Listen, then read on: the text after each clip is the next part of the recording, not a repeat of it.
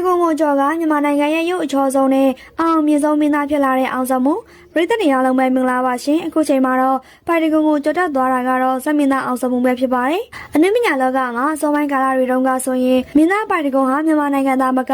ကမ္ဘာအချောဆုံးစည်ရင်ဝင်ခဲ့ပြီးအောင်မြင့်ဆုံးဖြစ်ခဲ့ပေမဲ့လေအခုချိန်မှာတော့ပိုင်တကုံကိုကြော်တက်သွားပြီးလို့ပြောနေကြတာကတော့စက်မင်းသားအောင်ဆောင်မှုပဲဖြစ်ပါတယ်သူဟာစက်မင်းသားတရားဖြစ်ပေမဲ့အရာမှာအသားရည်ကတော့ဖြူဖွေးပြီးတော့ထူးခြားလာပါတယ်ဒါကတော့မင်္ဂလိပြည်သက်တွေရဲ့အသေးကိုလျင်မြန်စွာသိမ့်ပိုက်နိုင်ခဲ့တဲ့အဓိကအချက်တစ်ခုပဲဖြစ်ပါတယ်။ပိုင်တကုံမိမရပြီးတဲ့နောက်ပိုင်းမှာအနုပညာလောကမှာသိမ့်မမြင်ရတော့ပေမဲ့အောင်စမိုးရဲ့အနုပညာလှုပ်ရှားမှုတွေကတော့ဇက်သပင်လောကသားမကရုပ်ရှင်လောကအထိပါကူးပြောင်းလာခဲ့ပြီးတော့အောင်မြင်နေရလဲဖြစ်ပါတယ်။ပြည်သက်ကြီးတို့ကရောပရမင်းသားကိုအားပေးလဲဆိုတာခေါ်မမကြီးတော်ပြီးခဲ့ကြပါအောင်ရှင်။တိန်းတောင်းချီကြောက်စိန်တဲ့စင်စားနဲ့ရိုးရိုးရှင်းရှင်းမင်္ဂလာဆောင်ခဲ့တဲ့ထွန်းထွန်းပြည်သက်ကြီးရဲ့လူပြိုကြီးတွန်းရဲ့မင်္ဂလာပွဲကတော့အတော်လေးစီကားပြီးတော့အနုပညာရှင်တွေအများကြီးတယောက်ဂုဏ်ပြုခဲ့ကြတာလည်းဖြစ်ပါတယ်။အသက်40ကျော်ရဲ့စိတ်ကူးကရုပ်ရှင်နေဆိုတာမှန်ကန်နေနော်လက်ထက်ခွင့်တောင်းတုံးကလည်းဖျားပေါ်မှာရိုးလေးတောင်းခဲ့ပြီးတော့စစ်ဆက်တုံးကလည်းဘုံကြီးကျောင်းလေးမှာပဲဖြစ်ပါတယ်အခုတော့လက်ထက်ပွဲလေးကိုကြတော့အဖြူအောင်သူတို့သမီးဝတ်စုံလေးနဲ့ကြောက်စိမ့်တစင်စားကိုသူတို့သမီးလေးအတွက်ဆင်မြဲပေးပြီးတော့ရိုးရိုးရှင်းရှင်းလေးနဲ့ကျင်းပပြုလုပ်ခဲ့တာလည်းဖြစ်ပါတယ်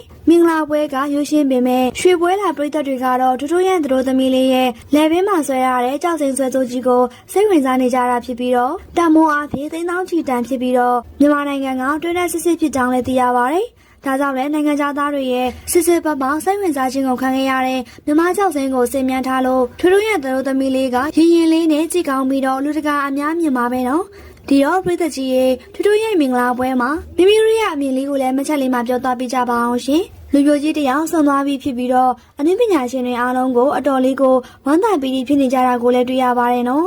3900ပြရမယ်လို့ကြေညာလိုက်တဲ့မြန်မာရုပ်ရှင်အစည်းအရုံးပြည်သက်တွေအားလုံးပဲမင်္ဂလာပါရှင်ဆယ်လီထရန်မြန်မာတွေကြိုဆိုပါရစေအကယ်ဒမီအမတ်စရင်တွေကိုကြည့်ကြည့်ရင်3900ပြရမှာဖြစ်ကြောင်းပြတ်သားစွာပြောလာခဲ့တာကတော့မြန်မာရုပ်ရှင်အစည်းအရုံးဖွဲ့ပါဒီလိုပြောကြားချက်ကြောင့်တော်တော်လေးကိုဝေဖန်မှုတွေမြင့်တက်နေကြတာလည်းဖြစ်ပါတယ်ဒါအပြင်မြန်မာနိုင်ငံရုပ်ရှင်အစည်းအရုံးကနေတိုရဲ့ LGBT character ဖြစ်လို့စုမပေးတာဖြစ်ကြောင်းပြောကြားချက်အပေါ်ပြတ်သားစွာဖြစ်ချင်းလာခဲ့တာလည်းဖြစ်ပါတယ်အားလုံးသိကြတဲ့အတိုင်းပဲအကယ်ဒမီစုပေးဝဲပြီးဆုံးသွားတာကရက်သက်တစ်ဖက်ပေါင်းများစွာကြာလာခဲ့ပါပြီဒါပေမဲ့လည်းအကယ်ဒမီပေးဝဲနဲ့ပတ်သက်လို့ဝေဖန်မှုတွေကမြင့်တက်နေစေပါပဲဒီထဲကမှဝေဖန်ခံရမှုအမြင့်ဆုံးဖြစ်နေတာကတော့စုရတဲ့လူမရပဲမရတဲ့လူတွေကရသွားတယ်ဆိုတဲ့ဝေဖန်ချက်တွေပါပဲအမျိုးသမီးစပိုးစုဆိုရင်မျိုးတနာထုံးရတဲ့ပေမဲ့ခိုင်နှင်းဝင်ကရသွားတယ်မျိုးတနာထုံးကိုပြောတန်စကားနဲ့စကားတင်စရင်မသွင်းပဲနှောက်ဝင်တဲ့နဲ့တွင်းခဲ့တာလည်းဖြစ်ပါတယ်အမျိုးသမီးဆက်ဆောင်စုမှာလည်း